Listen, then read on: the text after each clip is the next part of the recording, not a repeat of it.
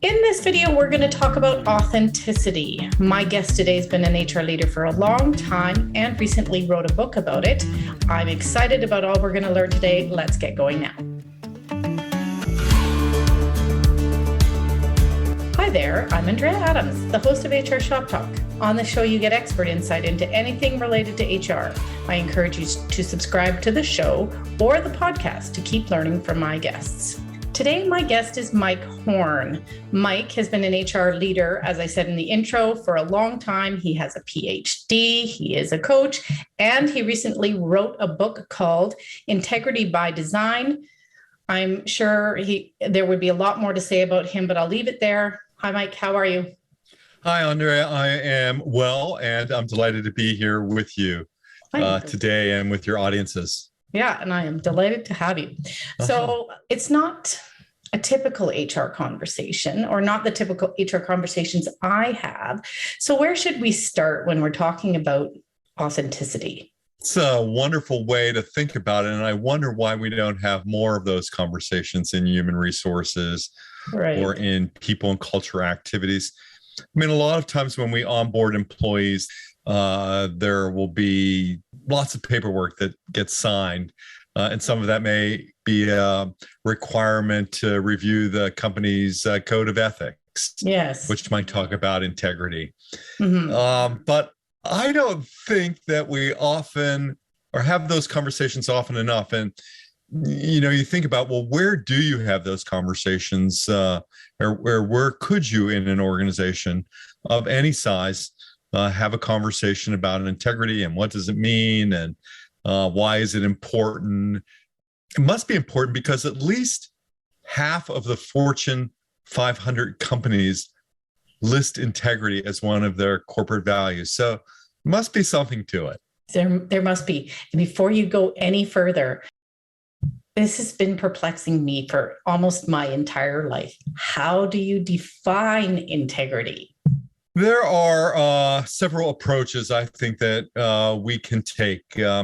I think what people conjure up, or what I think about when it comes to defining integrity, I might think about to thine own self be true. I might think about integrity as something that's of whole cloth. Mm-hmm. If I was an engineer, I might define it or think about it as it all hangs together well, right? There's structural integrity to it. Mm-hmm. So I think it's in those concepts that we come to define integrity. It is who I am. It's the genuine article. And I think that's why we use these words often, somewhat simultaneously, integrity and authenticity, and yet they differ. Right. I was going to ask you about that, because for me, they do differ. Tell me about that relationship. I think when I think about integrity, and I think when many people think about integrity, there is a certain underlying factor of honesty and truth telling. And, if I don't trust you, I won't think you have integrity. And if I don't think you have integrity, I certainly won't trust you.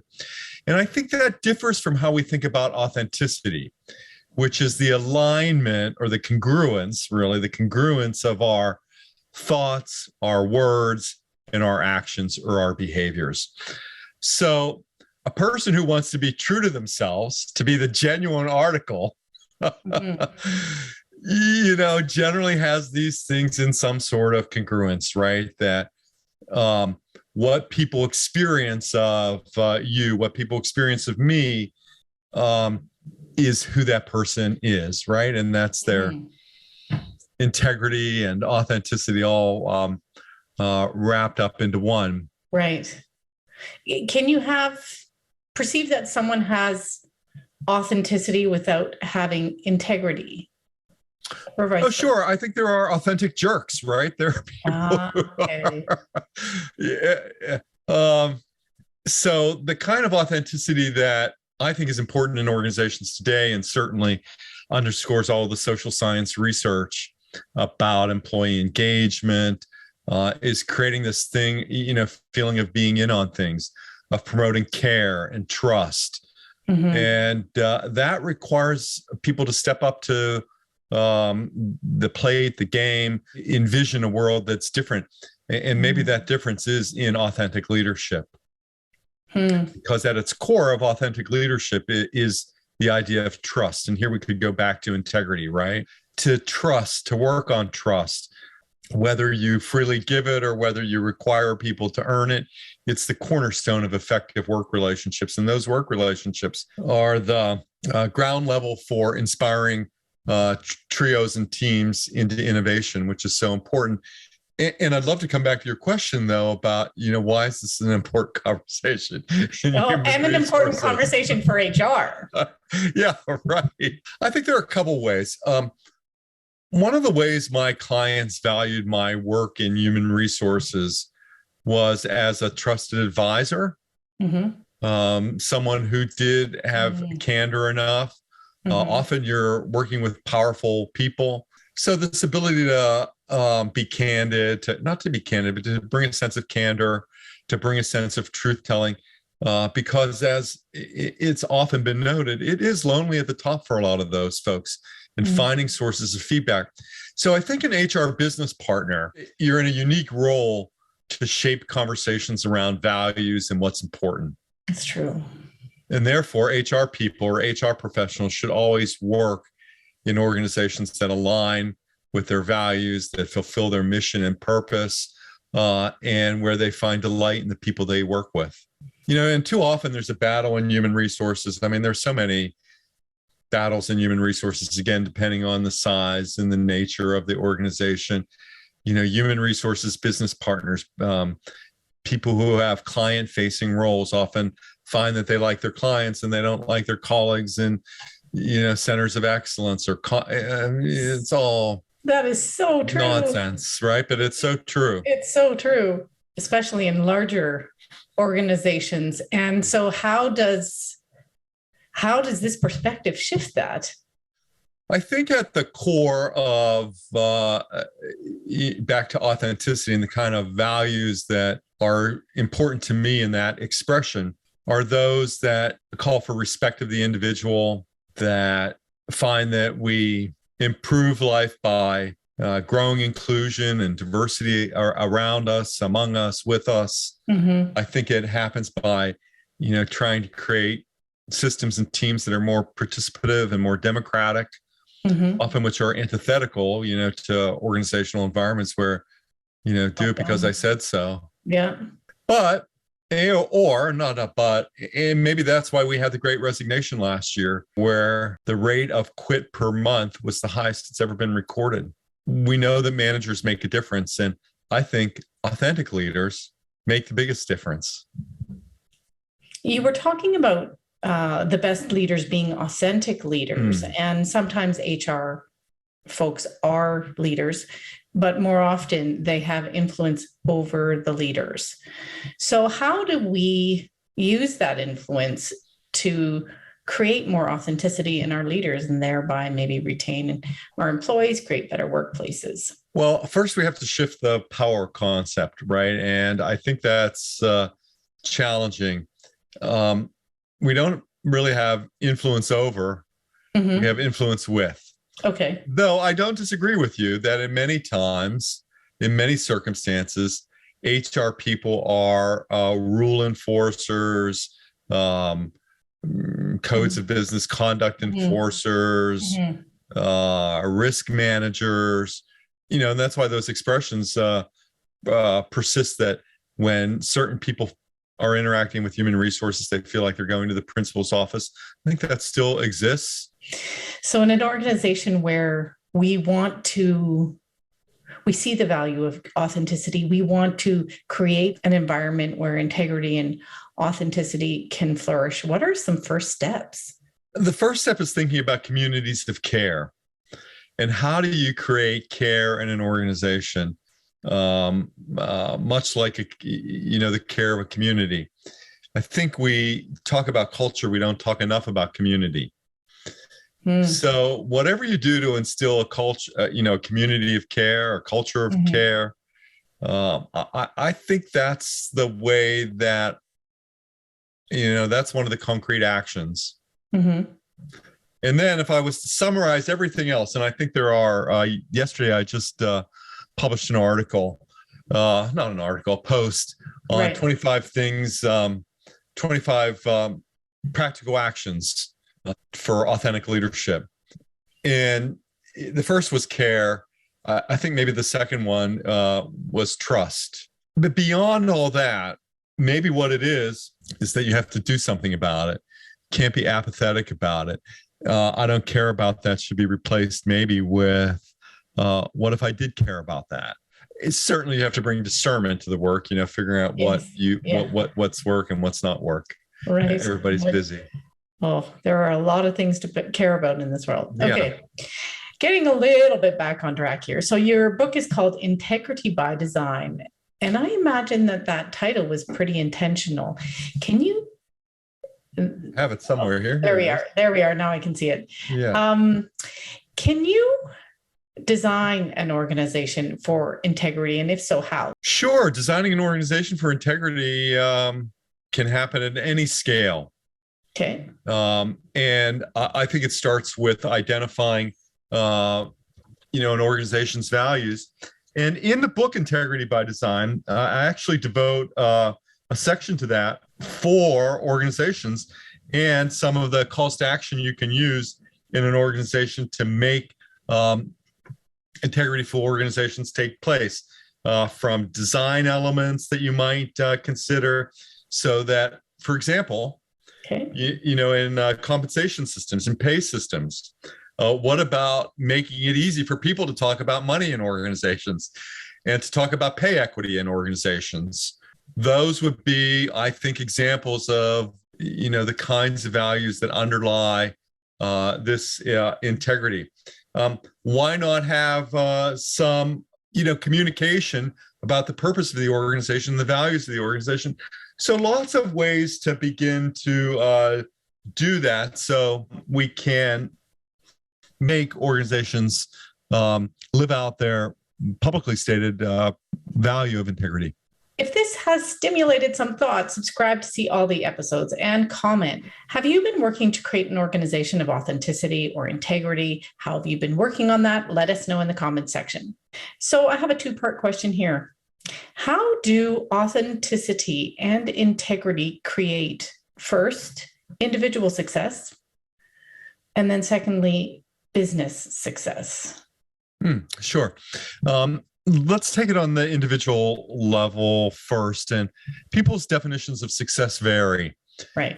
People are, driven differently, some by acquisition, some by relationships, others by other sorts of goals and purposes in life. So where I like to land on that is, let's think about success as happiness. When I have congruency between and among my thoughts, words, and actions, I end up in a happy space because I'm in alignment. I don't mean the kind of happy that comes with having a new boyfriend or girlfriend or the birth of a child, the addition of a child to a family. I mean sort of a sustained happiness. So when that happens and I'm in integrity and I have this sense of happiness, that's success. And generally, then we can apply that to the organizational lens. What we know is that people enjoy working with happy people. Funny how that is. We know that. Right. So you have all the results and outcomes that you might expect. If we're going to evaluate business success from, let's just say, bottom line, what's the evidence that authenticity and integrity create bottom line business success? Or is there?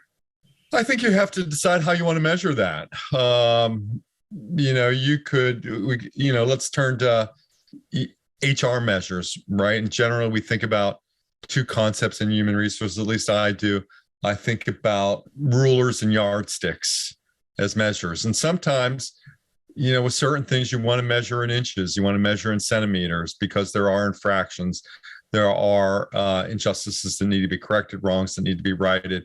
And then there are circumstances that, where you need a wide range of discretion about the events, about the circumstances, about the interaction maybe between two people who seem like oil and water, yet who are very talented, or maybe people who don't have enough skill in helping each other to be successful, or a team that needs more. So I think, you take those into account. So in certain areas of integrity, I mean, you don't want violations against the ethics code, right? Mm-hmm. Integrity I don't think of it as a fixed destination. I think integrity gets tested, throughout life. It's often a different concept for an adolescent than it might be for an adult. What happens in an organization when there are lapses in integrity and authenticity? I feel like the lapses in integrity might be fairly obvious, like violations of your code of ethics and things like that, but maybe authenticity isn't so obvious. I think when there are, you can think of a recent example with Wells Fargo and losses of integrity, and what it did to that organization. It's sort of merry-go-round of chief executive officers. Can you just tell us provide a quick overview of what happened? Yeah, so I mean, in the Wells Fargo example, it was around creating accounts with fraudulent customer identities. And that's, that lack of integrity, and that really caused some downgrading, I think, of that institution. You go back to the more classic cases, the classic case of Enron. What's it like to work in an organization like that? I think that's one measure. Mm-hmm. What does it do to talent attraction? What does it? And so it depends on how you want to measure that. I'm sure there are quantitative and qualitative outcomes that well-intentioned people can put to this effort. Mm-hmm. What about authenticity? Like when, individuals cannot be authentic, what happens? Well, what happens? It's a question that, I often ask audiences, where do you feel you can be more authentic, at home or at work? And predictably, the answer is that I'm more authentic at home. Yeah. And it's interesting to think about that, because communication's generally better in professional relationships than it is in intimate relationships, or the qualities are just different. So I think, when it comes to, assessing it organizationally, what I'd say is, how is the organization living out its value and development beliefs, relative to people? And are we working on these communities of care? Are we building trust in the organization? What's the level of engagement? 70% of employee engagement is within managerial control. What does that look like? So lots of different ways that you can measure and think about it depending on your interests. So final question here. How would HR look different if we were practicing what you're preaching? It's a great question. I think the ways that human resources would look different, act differently, is when more of the functions of human resources administration can be, are at the responsibility of the employee or the manager, so that human resources, people and culture folks can work on issues of integrity and authenticity along many of the dimensions that we've talked about: the importance of organizational values, the importance of having conversations that create openness in an organization, and that build communities where people trust, where there's stewardship of resources, and where there's fun. Thanks, Mike. I think we all want to have integrity and be authentic, and the case for that is clearer. I did an episode on leadership theory for HR, and the link is here. Thanks for watching, and see you next time.